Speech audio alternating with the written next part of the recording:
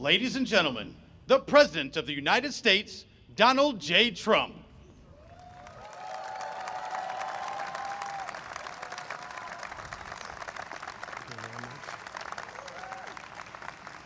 Thank you very much, everybody. What a beautiful British day this is. And it really is. Your Majesties, members of the British delegation, friends, service members, and distinguished guests, welcome to the beautiful White House. Great honor to have you. Melania and I will never forget the spectacular honor Your Majesties showed us during our extraordinary visit to Windsor Castle last September. Now it is our tremendous privilege to host you, and you're going to have a wonderful short stay, but stay nevertheless. Then you're going over to Congress, and you're going to make a speech that's going to make everybody very envious of that beautiful accent of yours. Very elegant. He's a very elegant man. Here in the shadows of monuments to George Washington, Thomas Jefferson, honoring the British King might seem an ironic beginning to our celebration of 250 years of American independence. But in fact, no tribute could be more appropriate. Long before Americans had a nation or a constitution, we first had a culture, a character, and a creed. Before we ever proclaimed our independence, Americans carried within us the rarest of gifts, moral courage, and it came from a small but mighty kingdom from across the sea. For nearly 2 centuries before the Revolution, this land was settled and forged by men, women who bore in their souls the blood and noble spirit of the British. Here on a wild and untamed continent, they set loose the ancient English love of liberty and the Great Britain's distinctive sense of glory, destiny, and pride. And that's what it is, glory, destiny, and pride. The American patriots who pledged their lives to independence in 1776 were the heirs to this majestic inheritance. Their veins ran with Anglo-Saxon courage. Their hearts beat with an English faith in standing firm for what is right, good, and true. In recent years, we've often heard it said that America is merely an idea, but the cause of freedom did not simply appear as an intellectual invention of 1776. The American founding was the culmination of hundreds of years of thought, struggle, sweat, blood, and sacrifice on both sides of the Atlantic. Fate drew a long arc from the meadow at Runnymede to the streets of Philadelphia that ran through the lives of people born and bred on the British code that no man should be denied either justice or right. American patriots today can sing "My country, 'tis of thee, sweet land of liberty," only because our colonial ancestors first sang, "God save the King." We see today a living symbol of this centuries-old bond, just a few dozen feet to the left where I stand. There, Her late Majesty, Queen Elizabeth, an incredible woman who I had the privilege of getting to know. Queen Elizabeth II, very, very special woman who is very greatly missed on both sides of that mighty Atlantic. Long ago planted a young tree. It was a very young and beautiful tree, and look at it now. It's tripled in size and tripled in strength, very much as our nations have even more than tripled.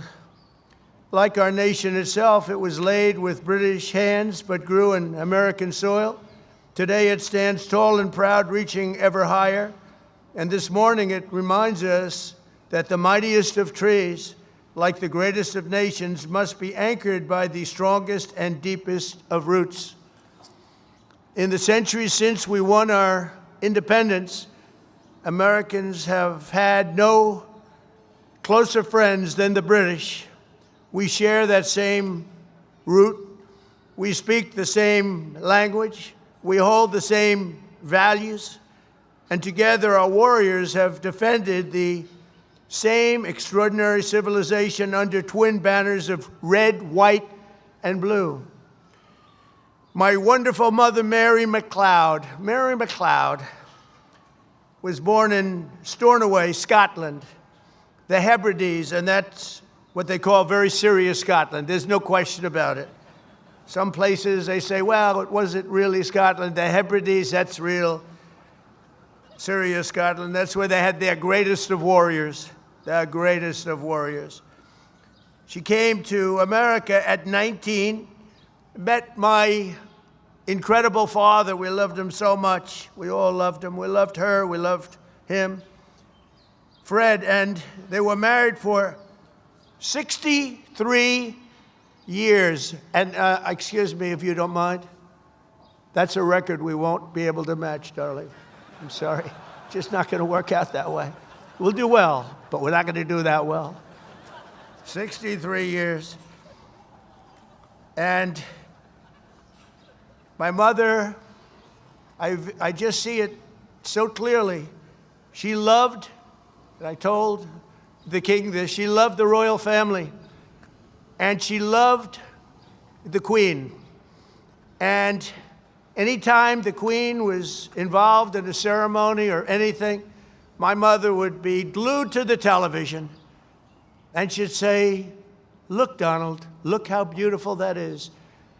She really did love the family, but I also remember her saying very clearly, Charles, look, young Charles, he's so cute. It's my mother. My mother had a crush on Charles. Can you believe it?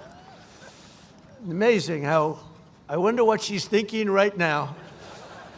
But beneath those beautiful flags, 8 decades ago, Prime Minister Winston Churchill and President Franklin Roosevelt famously met on a ship in the North Atlantic to outline a vision for the free world after World War II. That understanding of our nation's unique bond and role in history is the essence of our special relationship, and we hope it will always remain that way. The ship where the two great leaders met was called the Prince of Wales, the very title that His Majesty the King held longer than any other individual in British history, and he held it with great pride and respect. It's said that when Prime Minister Churchill first met this future king many decades ago, he was so impressed, he made the statement, he is so young to think so much and so well. And the bust of your great Prime Minister rests proudly again in the Oval Office. We're very proud to bring it back. We brought it back. Throughout His Majesty's life, the world has witnessed that same thoughtfulness which first struck Britain's greatest Prime Minister. His Majesty's intellect, passion, and devotion have been really a blessing to the British people, but not only to his own country, but to the cherished bond between the United States and the United Kingdom. And I am very certain that it will continue that way long into the future. In a few hours, His Majesty will stand in the heart of the United States Capitol as the very first British king ever to address a joint session of the United States Congress. So he's going to be addressing Congress, and I'm going to be watching. I was thinking of going, but they said, I don't know, that might be a step too far. I would love to go. It's not supposed to be protocol, but I would love to be with you. But there, the direct descendant of King George III will speak to the direct successor of the very body that gathered in Independence Hall on July 4th, 1776. If John Adams and George Washington or the King's fifth great-grandfather could see that sight, they might be absolutely shocked, but probably only for a moment. Surely they would be delighted that the wounds of war healed into the most cherished friendship. Think of that very, very long ago difficult war, and yet those wounds did indeed heal into the most cherished of friendships, most cherished. They would be moved beyond words to know that the soldiers who once called each other Redcoats and Yankees became the Tommies and the GIs who together saved the free world as brothers in arms and brothers in eternity, and nobody fought better together than us. If they could see us today, our ancestors would surely be filled with awe and pride that the Anglo-American Revolution in human freedom was never, ever extinguished, but carried forward across centuries, across oceans, and across history until it became a fire that lit the entire world. So today we look back on 250 years. Let us remember what has made our countries the two most exceptional nations the world has ever known. And together let us go forward with even stronger resolve to carry on our sacred devotion to liberty and to the traditions of excellence that have been our shared gift of all mankind. Your Majesties, thank you once again for making this important visit. We are so honored.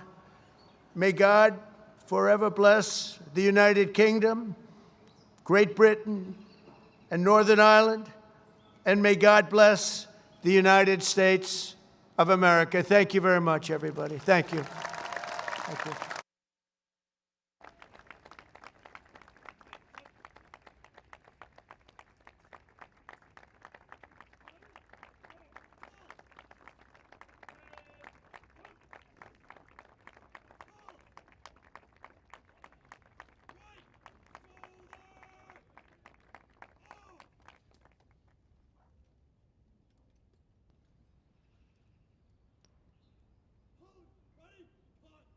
Ladies and gentlemen, please rise if you are able for the conclusion of the ceremony and departure of the official party.